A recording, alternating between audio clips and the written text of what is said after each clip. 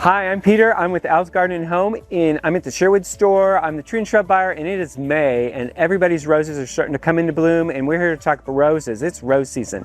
And so there's we grow different roses for different reasons, so we're kind of here to kind of break down what are the different types and which one's best for you. So we're going to start with those people that grow roses because they want to either show them or they want them to look beautiful in arrangement, cut, last for a long time in their house. So their classic one is going to be your hybrid tea. Hybrid tea, it always will give you a single bud on a long stem, and it slowly unfurls. It has this classic pointed shape, just like the ones you're going to get when you order a dozen roses at the flower shop.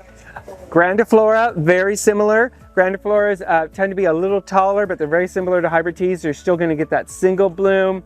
What's nice is some of them will come with a lot of different combinations in color. This one is one of our most popular ones. It's called Love, and it has got red petals on the front, but it's white on the reverse. That's a fantastic one, does great in a vase. Now, if you're looking for more just color in your yard and fragrance in your yard, then I would go with your floribunda rose or your David Austin Old English roses. So this is a good example of a floribunda. They're short, they're more compact. You get lots more buds on one stem. This one has like 6 different buds. This is called Pumpkin Patch. It's a fantastic kind of orangey pink.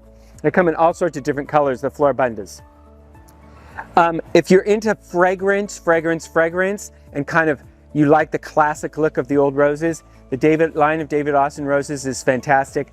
There's people that just love them to death. The flowers tend to be flatter and what we call quartered, always have tons of petals, but the fragrance on these is beyond compare. So if you don't have a lot of room and you're looking for a rose that you could maybe grow in a pot on your porch, we've got this sweet line of drift roses. They actually took some miniature roses and they crossed it with some landscape roses. And so you get these beautiful miniature rose, what I call buttonhole type roses. This one is called apricot drift, but they only get about 2 feet tall, 2 feet wide. Perfect for a sunny porch in a pot.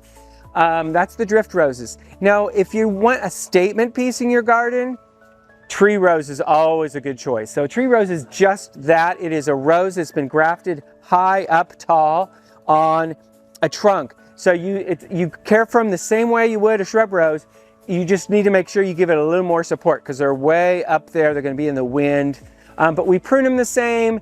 We treat them all the same. Now, when it comes to taking care of your roses need a couple things.